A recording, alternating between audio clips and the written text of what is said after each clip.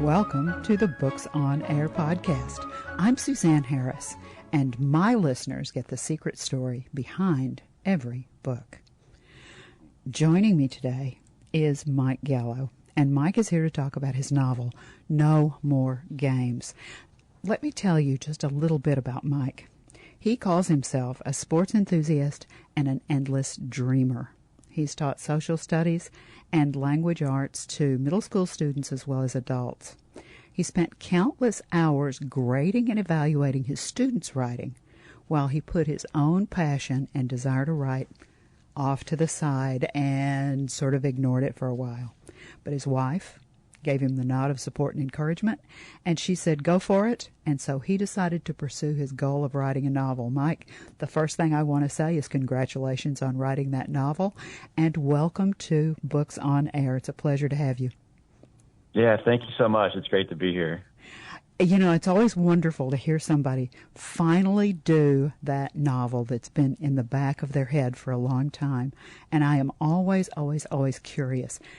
One thing that just occurred to me one day as I was about to do an interview with somebody is that every single book that we read, whether doesn't matter if it's fiction, nonfiction, it doesn't matter what kind of book, it doesn't matter children's book, it doesn't matter. They all have two stories. There's the story that the reader gets when they pick up the book and read it from cover to cover. But then there's always that second story, and the second story is always a secret. The second story is, how did that book come into being?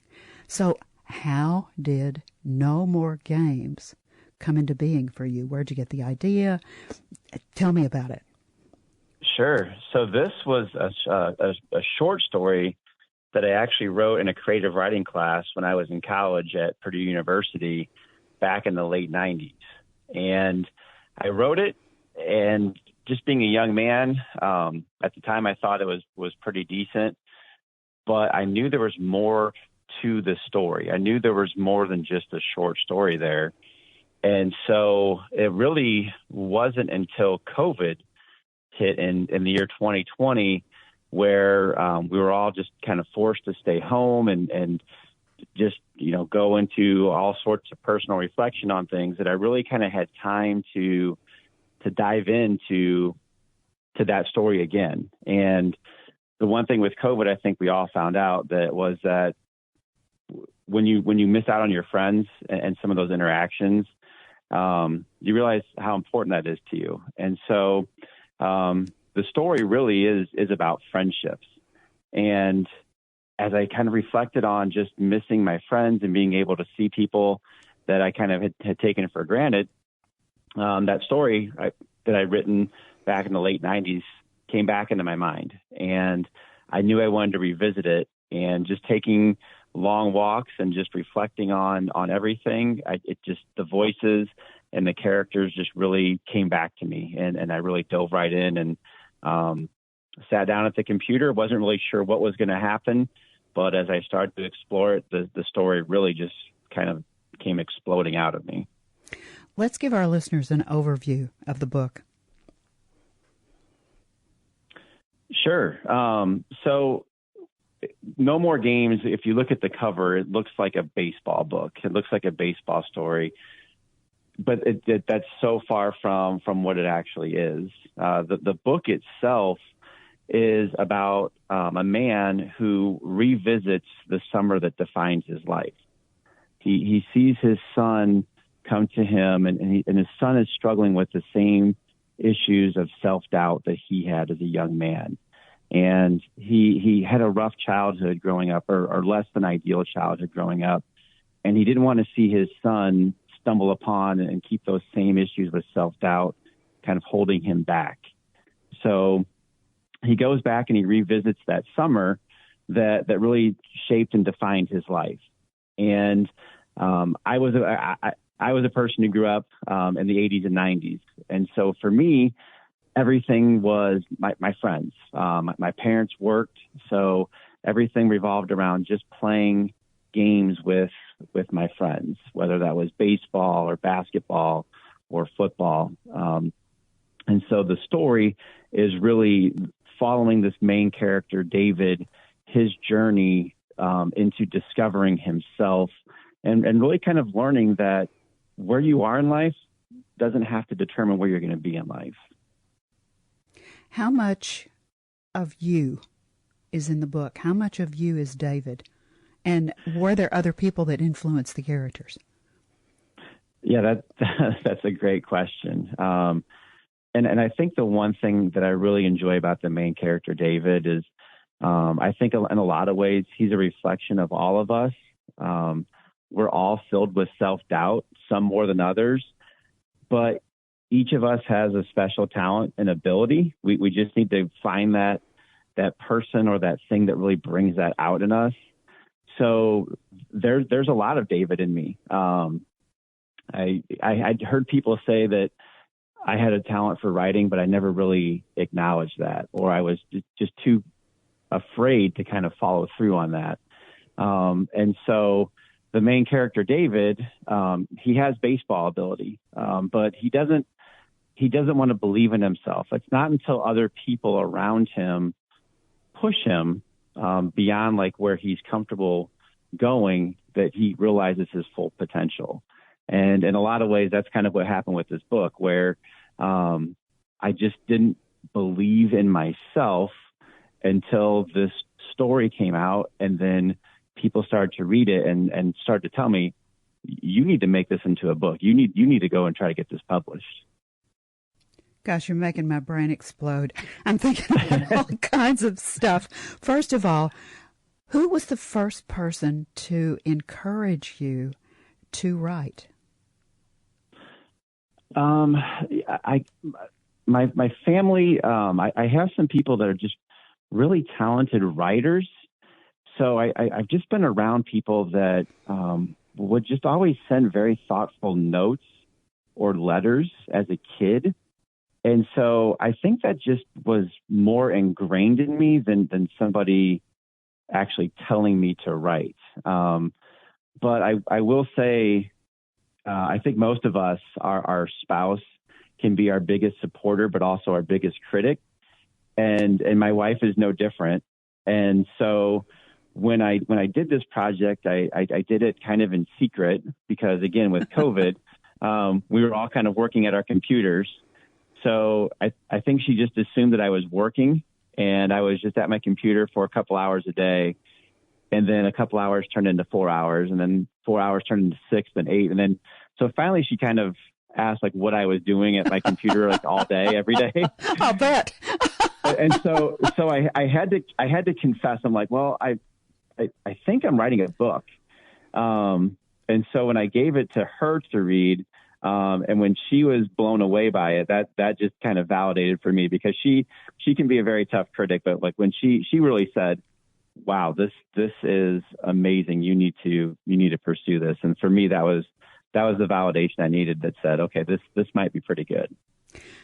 What I always hope, Mike, is that somebody is listening to us who has been harboring the same goal, idea, feeling that, quote, I have a novel or I have a book inside me that I want to write. And it's undertaking that is no small project to undertake. Tell me a little bit about your process.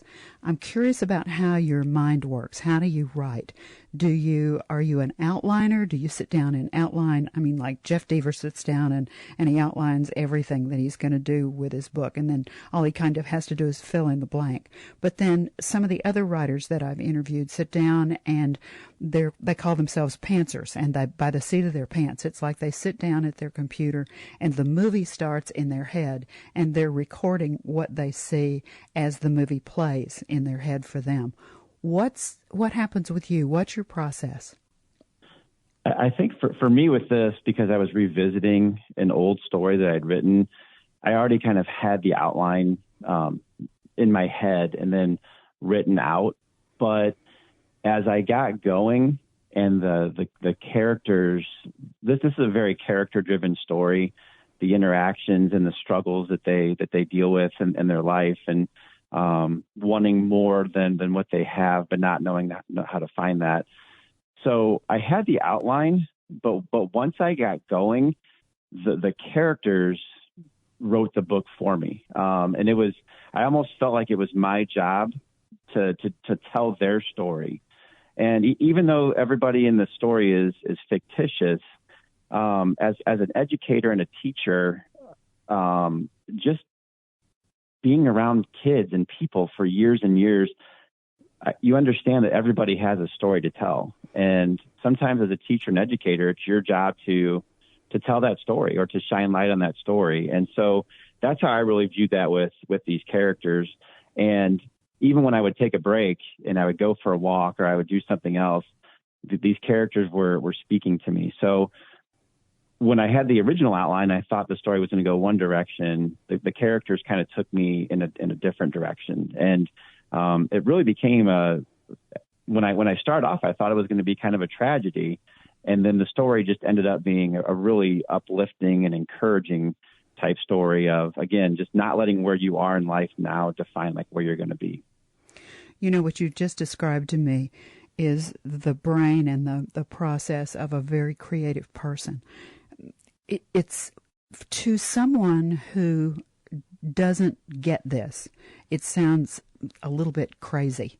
I mean, I've written fiction myself. I understand exactly what you mean. And the characters do write the story, which really sounds nuts, but they do write the story. And a character won't do something that it would not normally do.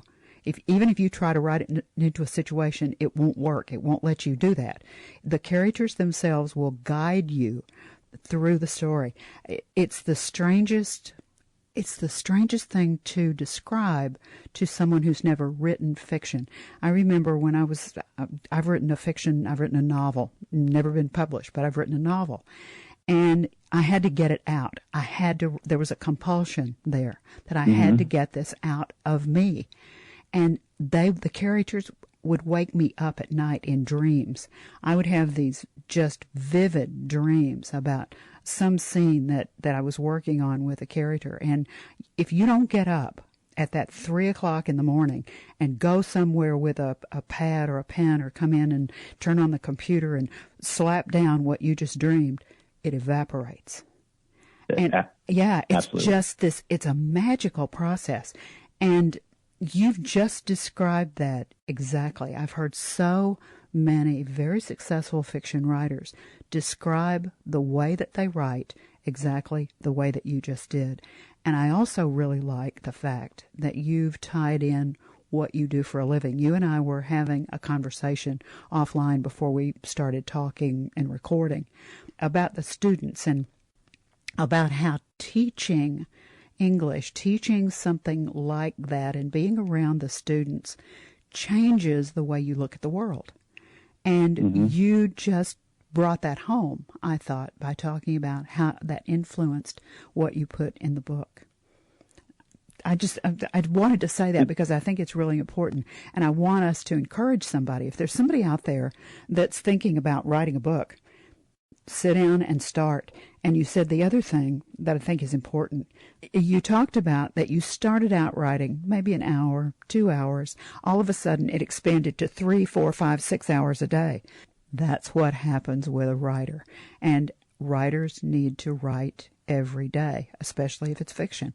Because if you don't write every day, at least something, you may throw that away, but write at least something so that you keep in touch with your characters and you keep in touch with your story. And that's what I heard happen to you. Your momentum just gathered. Is that fair to say? Oh, absolutely. And the core theme of the book is overcoming self-doubt. The main character, David, is filled with this self-doubt. He's on the younger end of his friends. So he's always been physically smaller. And so even though he has these talents as they relate to baseball and he's a good looking kid, he never really sees that because he's always comparing himself to somebody else. And the story is kind of the same way, the process.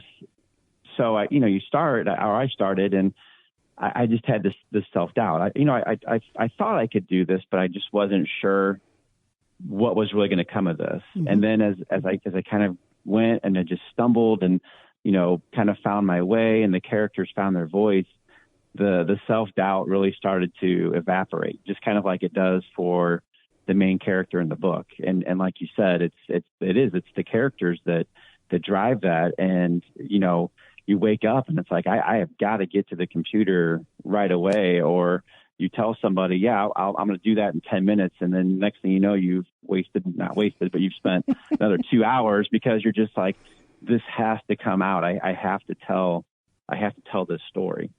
And you just fall into their world. I mean, I don't know how to say it any other way. You just fall into the world that you're creating with this group of characters.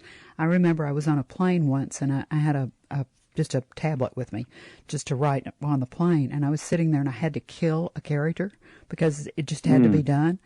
And I remember I started sort of crying, and there was a guy sitting next to me, and he said, "Are you all right?" And I actually looked at this guy and said, "Well, yes, but I'm having to kill a character." He tried to kind of move away a little. I said that because that's not what you want to hear from somebody you're sitting next to on a plane.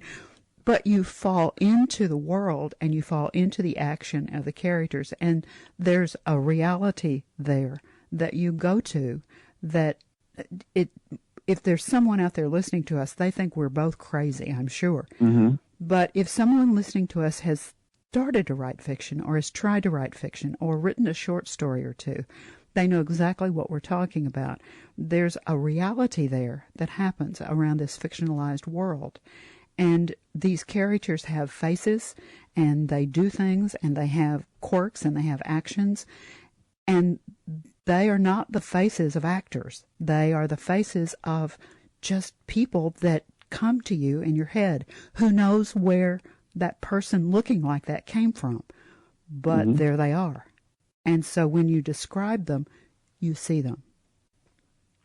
Yeah, and yeah, I could not have said that more eloquently because, I started off thinking, I grew up with the movies like Stand By Me and The Sandlot. And those were kind of what I envisioned, like that, those summer just with your friends and the characters in this story. And again, I was just writing this for me. I wasn't starting with the intention of I'm going to write this book and I'm going to be doing interviews and all these things. This was just for me, and I wanted to honor the friendships that I'd had as a kid. But something along the way, this story that I was writing about this kid and who was struggling with self-confidence, and he didn't know how to handle the issues that were going on at home. Something that's kind of turned into a love story, because there's a girl in this small town that all the boys kind of look up to.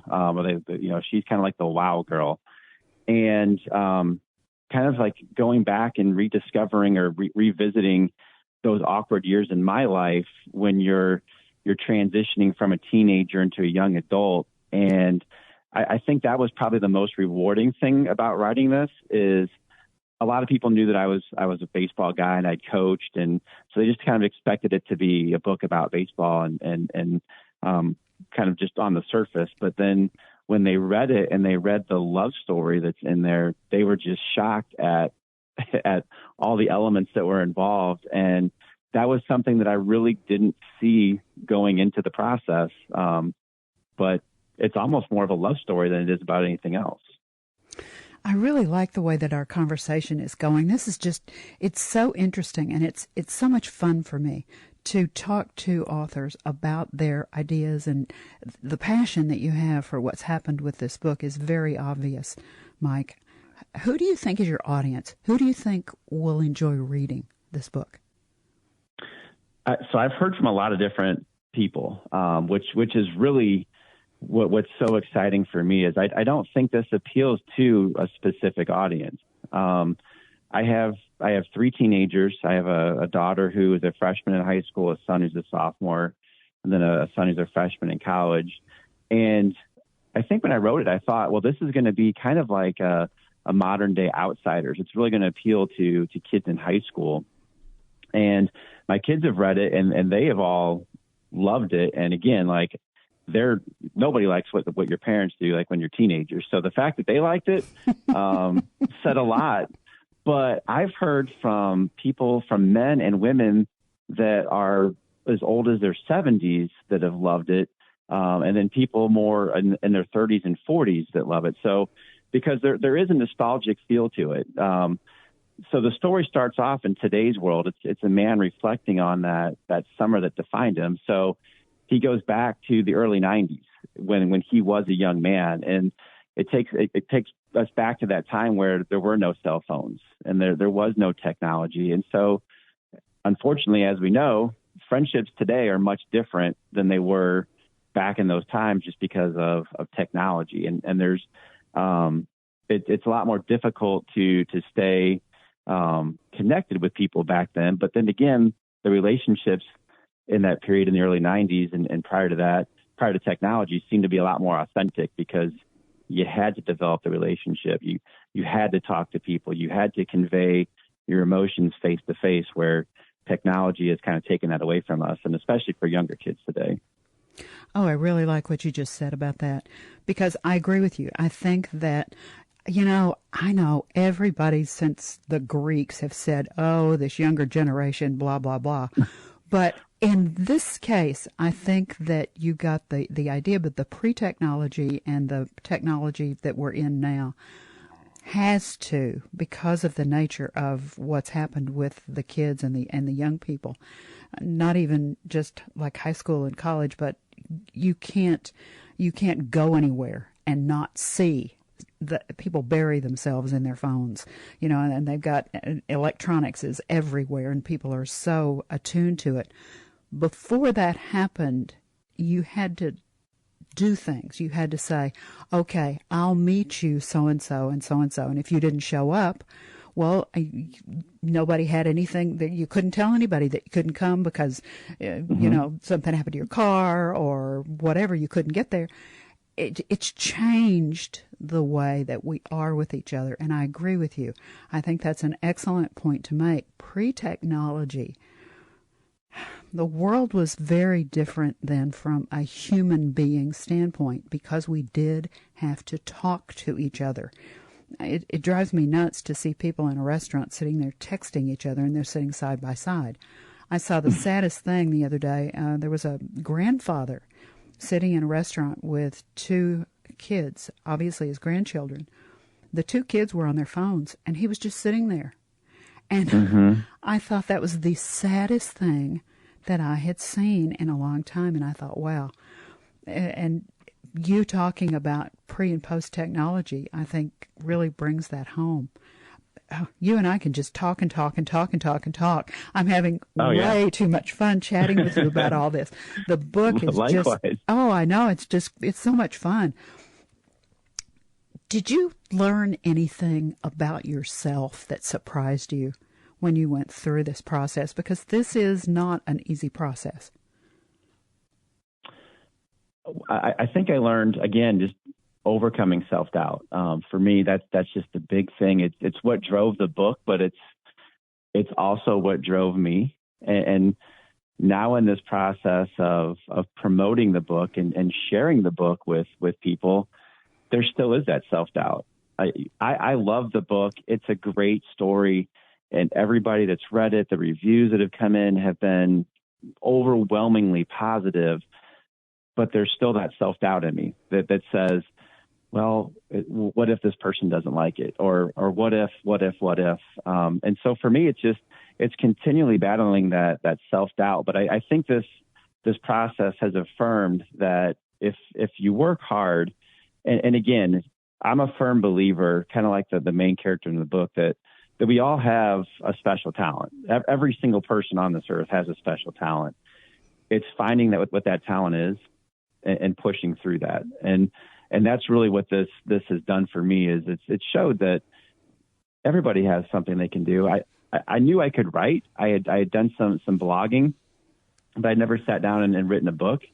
And so for me, it just confirmed that if you really do work hard, crazy things happen. I never thought you and I would ever connect. And I never thought, and we spoke about that too, how it's just crazy how the world brings people together. And that's part of this process. And that's just what's been so rewarding for me to kind of learn about myself. Do your students know about the book? So they do. I'm a horrible. So here you and I are talking. We're doing an interview, and I'm a horrible self-promoter. I was raised in the Midwest, and I was just taught humility. So I really don't like to talk about myself and do a lot of self-promotion. But I did share that I did write this book, and some of them have read it. And again, they have had such overwhelming responses. Now, again, I don't know if that's just because they want to get a good grade. Yeah, suck up. Let me suck up to the teacher, right? Yes. So there's always like that self-doubt of like, well, is this really how you feel? But no, they've just loved it too. And for me, that's a powerful message, because right now I'm working with adults who are coming back to school to earn their high school diploma. So I'm working every day with people that are on a journey that's difficult. It's not traditional. Their high school didn't work out the first time for them. So they're overcoming that self-doubt every time they walk through the door. And I think the book resonates with them, especially because they can really to what's going on in there. And one thing that's asked throughout the book by the main character, he asked multiple people in his life in the story. He asked them point blank, do you think people can change? And he asked his grandfather this, and he asked his friend this, and he asked his mother this, and he asked the girl that he's falling in love with. And they all have different answers. But I think my students here really relate to that, because they're trying to change, that they're going through a big change in their life. And so that really resonates with them, and really resonates with anybody who is a reader that likes, looking at things that are motivating, and that may be in a spot where they're looking to make a change or to find some inspiration in their life. I think the self-doubt that you voiced is self-doubt that we all have. Anytime you put something that is part of your heart and soul out there for the public, whatever it is, you're exposing yourself. And there's always that deep breath, what's going to happen? And when you get the positive feedback, it feels good. But when you get the negative feedback, it feels so horrible. It's like somebody stabbed you in the back or in the heart, or it's terrible. I get that. I've felt the same way about things. But you did exactly what I do. You just sort of took a deep breath, sucked it up, as it were, and did it.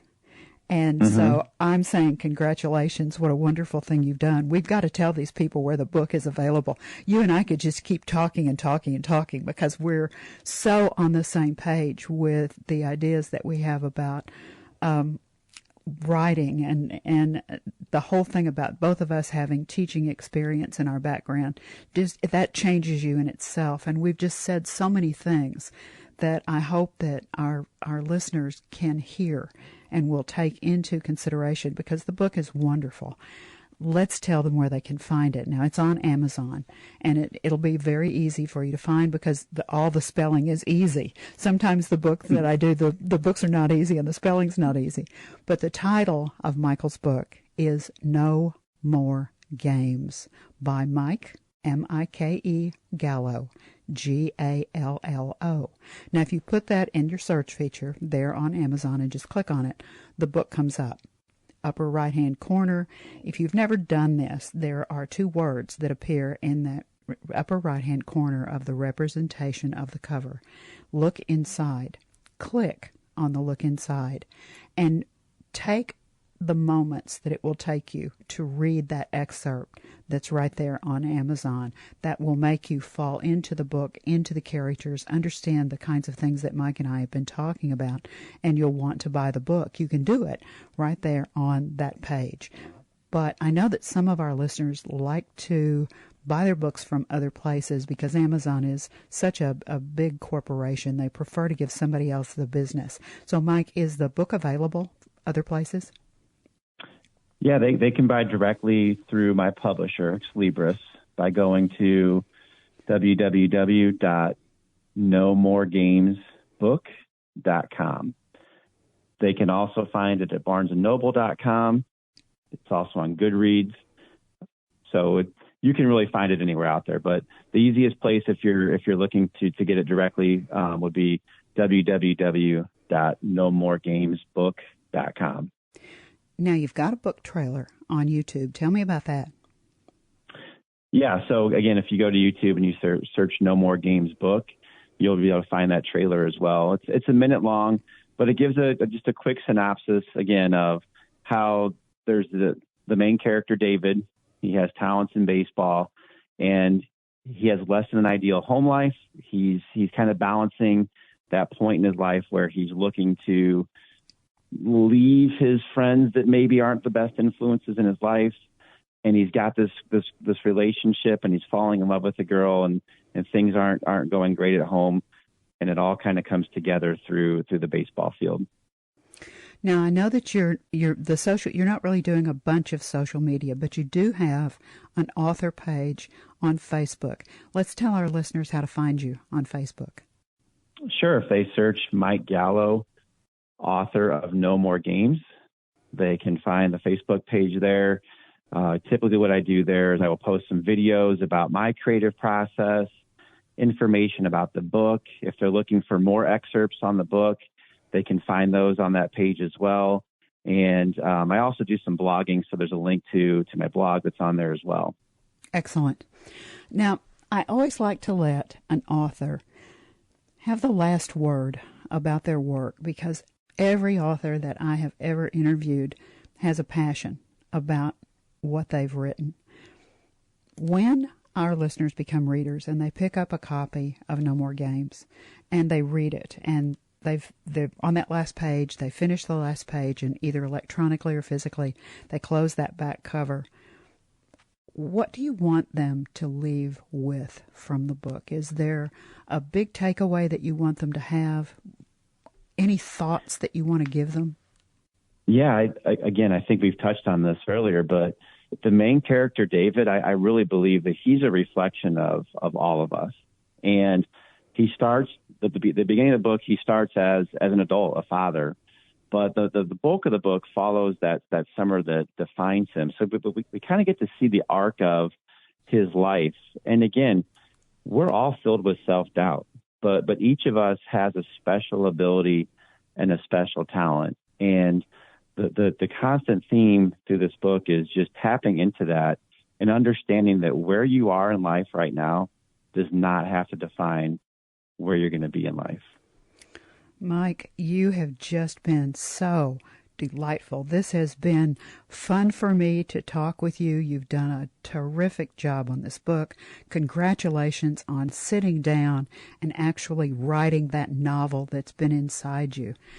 Thank you for being my guest on Books on Air. It's just been wonderful. Yeah, thank you. This was maybe the quickest 30 minutes. I don't even know how long we were on here, but this flew by. This was great. Thank you.